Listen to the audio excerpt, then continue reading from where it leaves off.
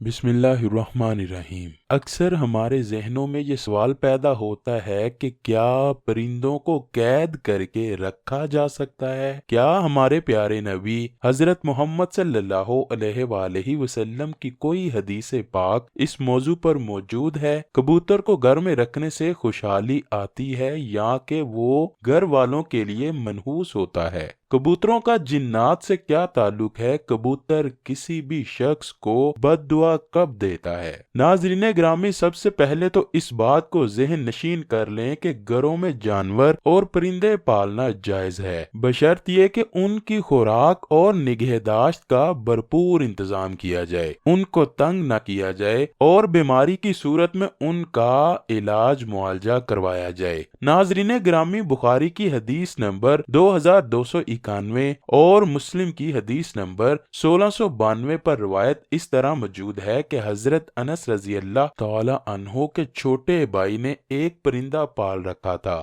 اور جب بھی نبی کریم صلی اللہ علیہ وآلہ وسلم ان کے گھر جاتے تو یوں دریافت فرماتے: اے ابو عمیر، اس پرندے کا کیا کیا جس سے بچہ کھیلتا ہے؟ اب ذرا غور فرمائیے کہ اگر پرندہ رکھنا گناہ ہوتا تو ضرور حضور نبی کریم صلی اللہ علیہ وآلہ وسلم حضرت انس کو منع فرماتے۔ بے شک پرندے گھر میں رکھے جا سکتے ہیں، لیکن یہ یاد رکھیے کہ اگر آپ نے کسی پرندے یا جانور کو گھر میں رکھا اور اس کا خیال نہ رکھا تو پھر ضرور آپ گناہ کے مرتکب ہوں گے، جیسا کہ نبی آخر الزمان سرور کائنات حضرت محمد صلی اللہ علیہ وآلہ وسلم نے فرمایا: ایک عورت صرف اسی وجہ سے جہنم میں جائے گی کہ اس نے ایک بلی کو اس حال میں باندھے رکھا کہ نہ اس کو کچھ کھانے کو دیا اور نہ ہی پانی پلایا، نہ اس کو کھلا چھوڑا کہ وہ خود کھا پی لے، اور بلی اسی بدحالی میں مر گئی۔ اسی طرح کبوتر کو بھی گھر میں پالنے سے منع نہیں کیا گیا، لیکن پرندوں کو ستانا ایک بہت بڑا گناہ ہے، جیسا کہ ابو داؤد شریف میں حضرت عبداللہ بن مسعود رضی اللہ تعالی عنہ کی روایت کردہ ایک حدیث میں کبوتر کا ذکر ملتا ہے۔ ایک دفعہ ایک کبوتری حضور پاک صلی اللہ علیہ وآلہ وسلم کے پاس آئی اور اپنی زبان میں کچھ کہنے لگی۔ جب وہ چپ ہوئی تو حضور نبی کریم نے فرمایا: میرے کس صحابی نے اس کبوتری کے گھونسلے سے انڈے اٹھائے ہیں؟ پاس ہی ایک صحابی نے اقرار کیا تو حضور اکرم صلی اللہ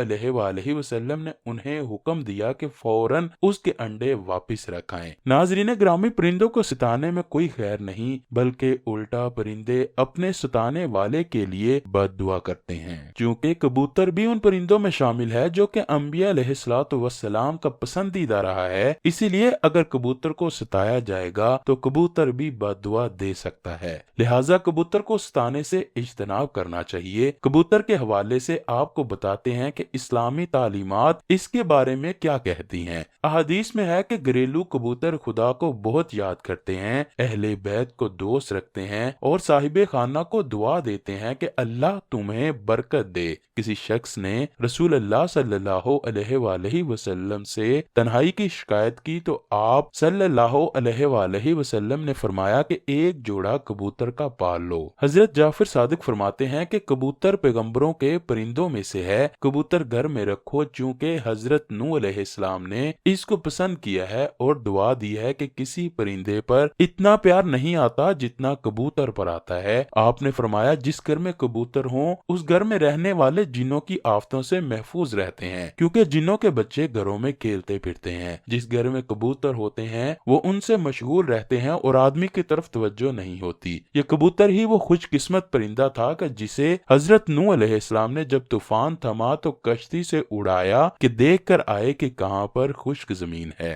روایات بتاتی ہیں کہ کبوتر کے پر جڑنے میں بھی خیر ہے، کیونکہ یہ تب جڑتے ہیں جب شیاطین بھاگتے ہیں۔ کبوتر بڑا ذہین پرندہ ہے جو اشخاص کو ان کی تصویر سے پہچان لیتا ہے۔ سائنسدانوں کا خیال ہے کہ کبوتر آئینے میں اپنی تصویر دیکھ کر خود کو بھی پہچان سکتا ہے، یعنی یہ چہرے کی پہچان کی حد تک خود شناس پرندہ ہے۔ یہ خصوصیت چونکہ دوسرے پرندوں میں نہیں پائی جاتی، اسی لیے اس کی اپنی جداگانہ حیثیت ہے جو کسی بھی دوسرے پرندے سے انہیں اس خصوصیت میں ممتاز کرتی ہے۔ اس کے علاوہ کبوتر میں حروف کو شناخت کرنے کی بھی صلاحیت پائی جاتی ہے۔ ایک تجربے کے ذریعے سے سائنسدانوں نے یہ ثابت کیا ہے کہ کبوتر پورے انگریزی حروف تہجی کو شناخت کرتا ہے جو ان کے ذہنی صلاحیت کی آئینہ دار ہوتی ہے۔ کبوتر اپنی چونچ سے پانی چوس کر پینا جانتا ہے جبکہ دوسرے پرندوں میں یہ خصوصیت نہیں پائی جاتی۔ کبوتر ہزاروں میل دور سے اپنے گھر کا پتہ ڈھونڈ لیتا ہے، یہ کیسے ممکن ہے؟ ناظرین گرامی، اس کے متعلق کئی نظریات پیش کیے گئے ہیں، جن میں سے ایک نظریہ مقناطیسی حیثیت کا نظریہ ہے، جس کی وجہ یہ ہے کہ یہ جاندار سورج کو رہنما بنا کر مشرق و مغرب کی سمتوں کا تعین کرتا ہے۔ بے شک کبوتر کا گھر میں پالنا باعث برکت ہے، کیونکہ نبی کریم نے بھی کبوتر کو پسند فرمایا ہے، لیکن یہ بات یاد رہے کہ کبوتر بازی سے منع کیا گیا ہے۔ اس لیے اگر کوئی شخص کبوتر اس نیت سے رکھتا ہے کہ وہ ان کی بازی لگوائے گا تو پھر کبوتر پالنا حرام ہو جائے گا۔ حضرت ابو ہریرہ رضی اللہ تعالیٰ عنہ سے روایت ہے کہ نبی کریم صلی اللہ علیہ وآلہ وسلم نے ایک دفعہ ایک شخص کو اڑتے ہوئے کبوتر کے پیچھے لگا ہوا دیکھا تو حضور نے فرمایا، شیطان شیطان کے پیچھے لگا ہوا ہے۔ اندازہ کیجئے کہ اگر آپ کبوتر کی بازی لگواتے ہیں یا اس کو شرط لگا کر اڑاتے ہیں تو پھر وہ اڑا ہوا کبوتر بھی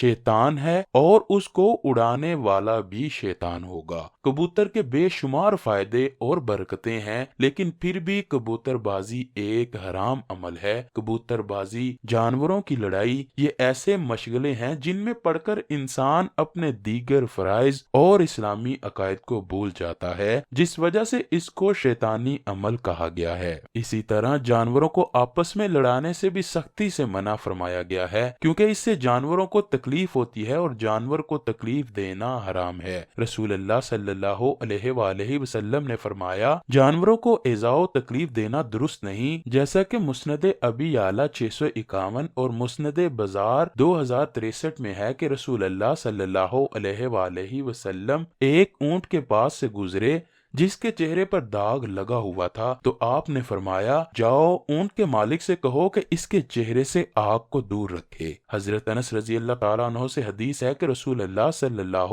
علیہ وآلہ وسلم نے ایک گدھا دیکھا جس کے چہرے کو داغا گیا تھا۔ آپ نے فرمایا، اللہ کی لعنت برسے اس آدمی پر جس نے یہ داغ دیا۔ ناظرین گرامی، جانور اور پرندے گھر میں رکھیے، لیکن اس بات کا خیال رکھا جائے کہ انہیں کسی قسم کی کوئی تکلیف نہ ہو۔ اللہ کریم ہمیں جانوروں اور پرندوں کا خیال رکھنے کی توفیق عطا فرمائے، ہم نیک اعمال کریں اور برائیوں سے دور رہیں۔ اے اللہ پاک ہمیں نبی کریم حضرت محمد صلی اللہ علیہ وآلہ وسلم سے بے پناہ محبت عطا فرما۔